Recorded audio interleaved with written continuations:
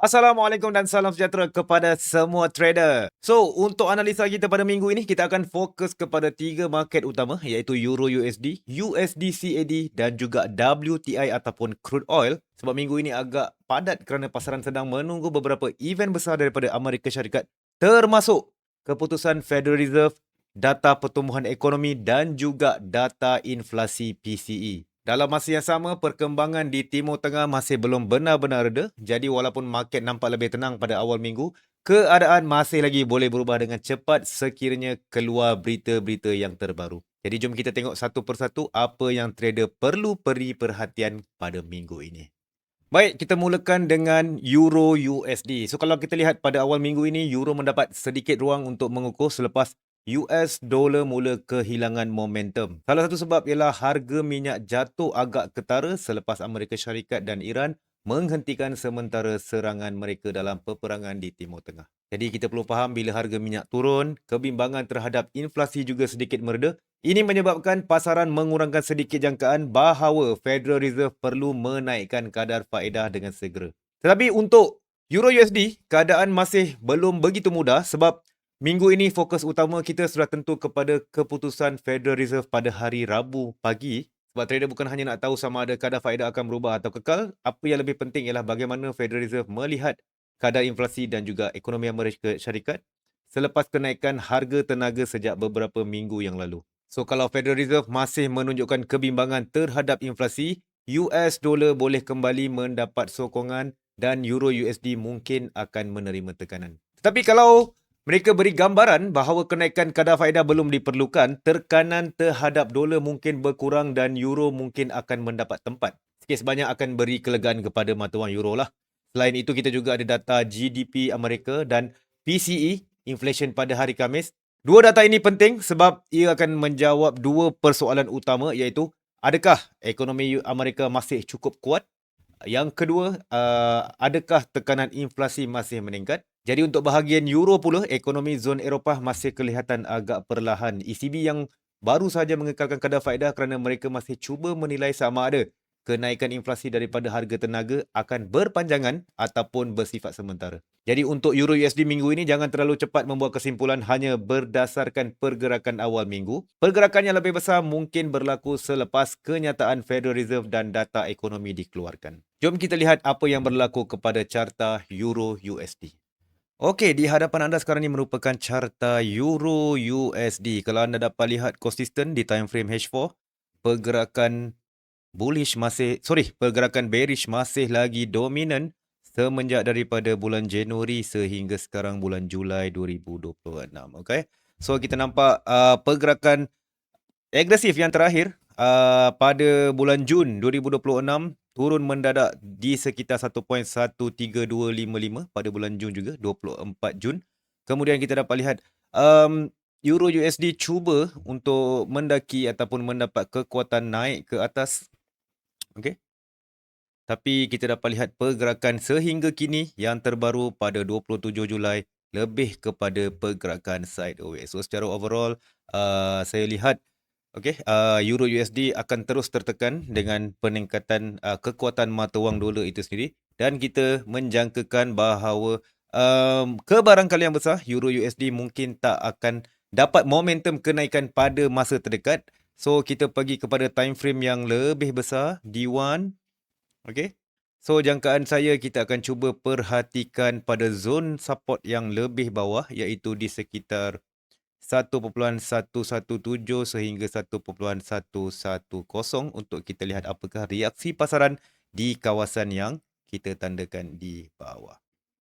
Tak banyak yang kita boleh sebutkan tentang Euro USD, itu sedikit sebanyak apa yang kita perhatikan kepada mata wang Euro USD.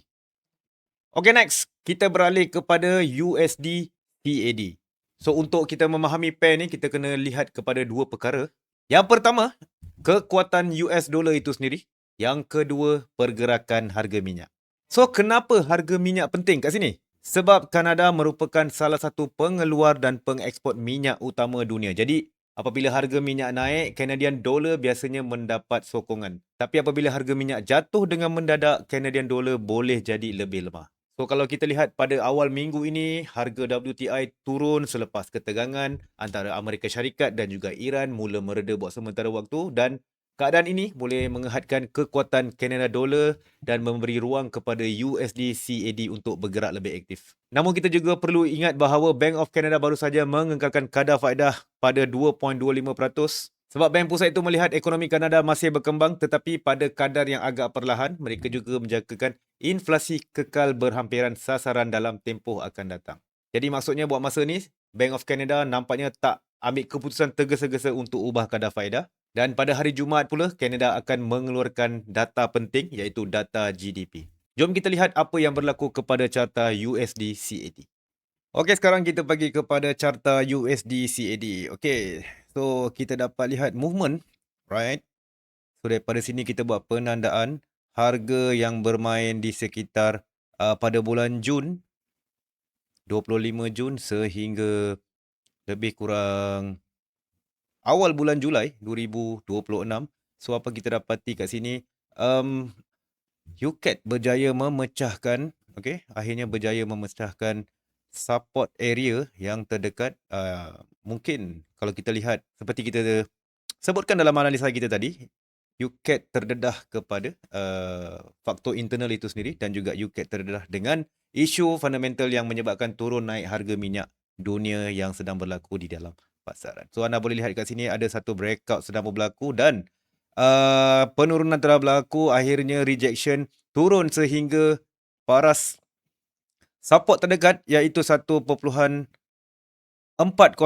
dan kita dapat lihat price USD CAD rebounds daripada harga yang kita sebutkan tadi menuju ke atas. So apa yang kita boleh lihat sekarang ni, ada satu halangan di atas yang perlu kita perhatikan. Pergerakan UCAD sekarang ni sedang mengumpul momentum, untuk cuba menembusi paras breakout yang telah pun berlaku pada minggu sebelum ini. Seandainya breakout berjaya dipecahkan, kita menjagakan USD CAD akan terus meningkat naik ke atas, dan juga sebaliknya, apa yang berlaku sekiranya rejection bersangkut di kawasan breakout yang kita tandakan, kita menjagakan USD CAD mungkin akan mencari paras yang lebih level di bawah, iaitu di sekitar, kalau kita boleh tandakan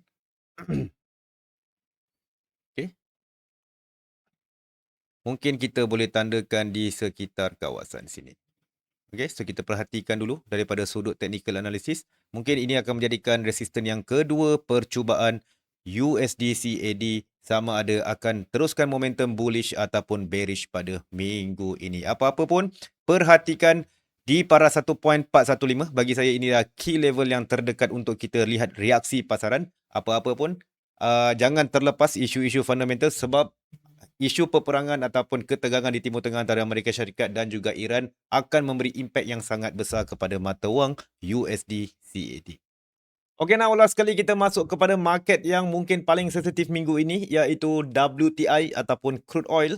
So pada awal minggu, harga minyak jatuh dengan agak besar selepas Amerika Syarikat dan Iran menghentikan sementara serangan mereka. So pada minggu sebelum ini, harga minyak naik kerana trader bimbang bekalan dari Timur Tengah akan terganggu, terutamanya laluan perkapalan penting seperti Selat Hormuz. Dan apabila risiko serangan mula berkurang, sebahagian daripada premium ketakutan yang dimasukkan ke dalam harga minyak turut hilang. Sebab itu kita nampak penurunan yang agak cepat, tapi kita jangan anggap cerita ini dah selesai. Walaupun serangan dihentikan sementara, aktiviti perkapalan masih belum kembali sepenuhnya dalam keadaan normal. Risiko daripada konflik Timur Tengah masih lagi ada. So kalau rundingan diplomatik gagal ataupun serangan kembali berlaku, harga minyak boleh bertindak balas dengan sangat pantas. So selain geopolitik, kita juga perlu beri perhatian kepada laporan inventory minyak EIA pada hari Rabu, iaitu laporan ini menunjukkan jumlah minyak mentah yang disimpan di Amerika Syarikat. Kalau inventory meningkat lebih banyak daripada jangkaan, ia boleh menunjukkan bekalan masih mencukupi ataupun permintaan kurang kuat. Tapi kalau inventory jatuh dengan ketara, ia boleh menunjukkan permintaan yang lebih kukuh atau keadaan bekalan yang lebih ketat. Satu perkara yang perlu kita fahami ialah pasaran minyak sekarang sedang bergerak antara dua cerita yang berbeza. Cerita pertama, risiko gangguan bekalan akibat konflik, dan manakala cerita kedua ialah kebimbangan bahawa permintaan global mungkin menjadi lebih perlahan. Jadi jom kita lihat apa yang berlaku kepada carta WTI pada minggu ini. Okey, di depan anda sekarang ini merupakan carta untuk WTI ataupun crude oil. Pagi tadi, WTI dapat momentum kenaikan sehingga ke paras 92.412 berikutan pemberhentian ataupun kedua-dua negara memberhentikan serangan di antara satu sama lain. So, apa yang kita boleh perhatikan, price membuat rejection. Membuat rejection di paras 92.15. So, daripada sudut technical analysis, saya tak nampak kenapa price membuat rejection di kawasan tersebut.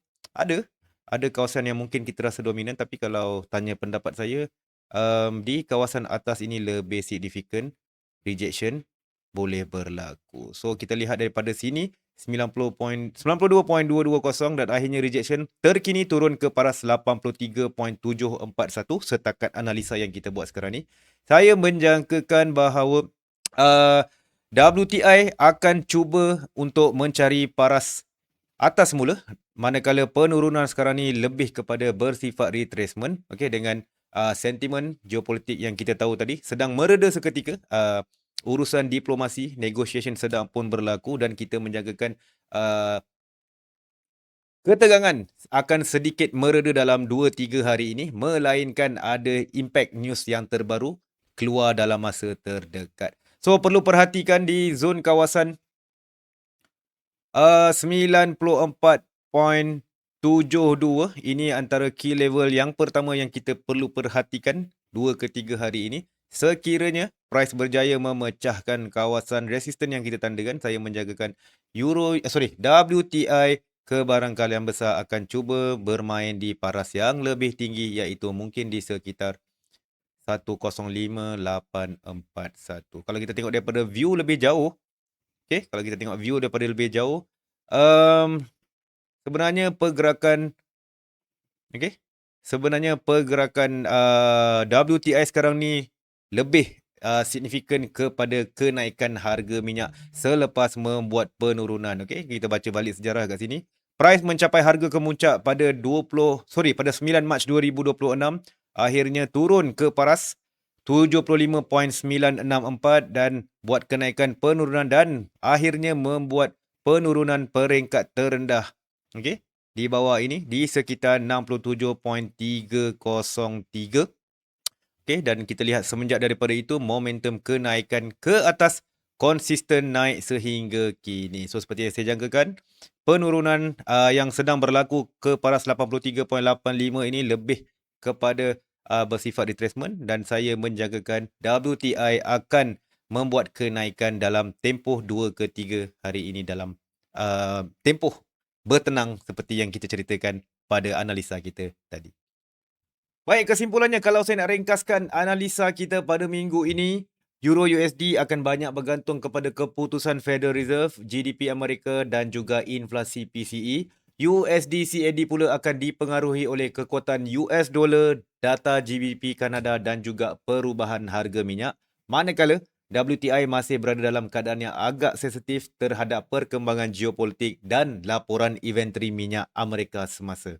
So, tema utama minggu ini ialah pasaran sedang cuba menentukan sama ada tekanan inflasi akan kembali meningkat atau kembali mula stabil selepas harga minyak turun. Jadi jangan hanya tengok carta, fahami juga berita dan cerita yang sedang menggerakkan pasaran. Itu saja weekly market analysis untuk Euro USD, UCAD dan juga WTI. So, saya harapkan analisa ini akan dapat membantu anda memahami keadaan pasaran dengan lebih jelas sebelum merancang sebarang keputusan trading pada minggu ini. So, kalau anda rasa anda suka perkongsian seperti ini, jangan lupa like, share dan juga subscribe. Saya Ahmad Yasir, jumpa lagi dalam analisa seterusnya. Assalamualaikum dan bye-bye.